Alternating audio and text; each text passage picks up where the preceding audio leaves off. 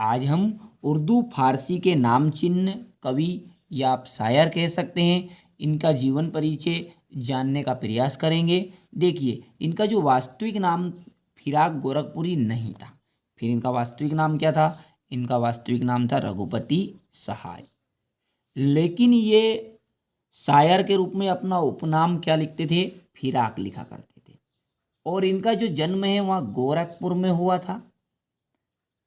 बाद में जब इन्हें शायरी में इन्हें लोकप्रियता मिली तो इनको लोग फिराक गोरखपुरी के नाम से जानने लगे। ठीक है, इतनी बात क्लियर है। इनका जो नाम था पहले का वास्तविक वहाँ था रघुपति सहाय, और इन्हें लोकप्रियता फिराक गोरखपुरी के नाम से मिली।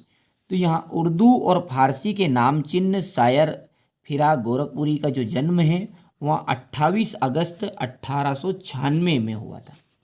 कब हुआ था जन्म इनका? 28 अगस्त 1896 में गोरखपुर में हुआ था, जो उत्तर प्रदेश में है। इनका वास्तविक नाम रघुपति सहाय है। इन्होंने 1917 में इलाहाबाद से विश्वविद्यालय से स्नातक की उपाधि अर्जित की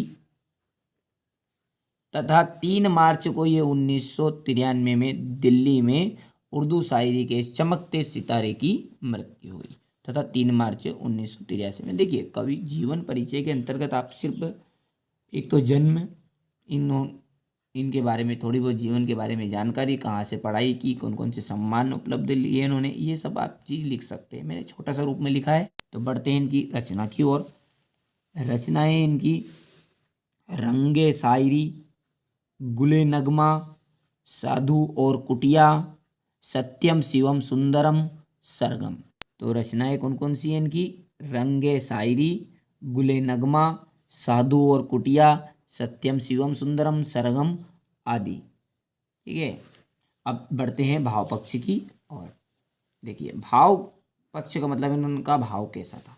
इनकी जो शायरी है उसमें सौंदर्य बोध का वर्णन है और प्रेम उपासना के स्वर भी देखने को मिलते हैं। इनकी जो भाव है वहाँ इनकी जो शायरी में स्पष्ट रूप से दिखाई देता है कि सौंदर्य बोध का वर्णन किया इन्होंने और प्रेम उपासना के स्वर इनकी शायरी में देखने को मिलते हैं। इसके अलावा भारतीय संस्कृति का चित्रण, राष्ट्रीय भक्ति, देश प्रेम की भावना भी इनकी शायरी की एक विशेषता है। तो अब आगे बढ़ते हैं कला पक्ष। कला पक्ष के अंतर्गत आप लिख सकते हैं कि इन्होंने अपनी रचनाओं में उर्दू, फारसी, हिंदी खड़ी बोली का प्रयोग किया है। इनका प्रयोग किया है इन्होंने अपनी रचनाओं में, उर्दू का, फारसी, हिंदी आदि खड़ी बोलियों का प्रयोग किया है। और तथा इसके अलावा इनकी जो रचना है उनमें दोनों प्रकार के अलंकार सटीक रूप से दिखाई देते हैं। शब्द अलंकार का और अर्थ अलंकार का प्रयोग इन्होंने अपनी शायरी में किया है तथा छंद का प्रयोग भी इन्होंने, उर्दू में प्रचलित सभी छंद का प्रयोग भी इन्होंने अपनी शायरी में इनमें किया है। तो इस तरह आप कला पक्ष लिख सकते हैं। अब अंतिम है साहित्य में स्थान। इनका जो साहित्य में स्थान है वह उच्च कोटि का स्थान है तथा हिंदी साहित्य इनका सदा ही स्मरणीय रहेगा।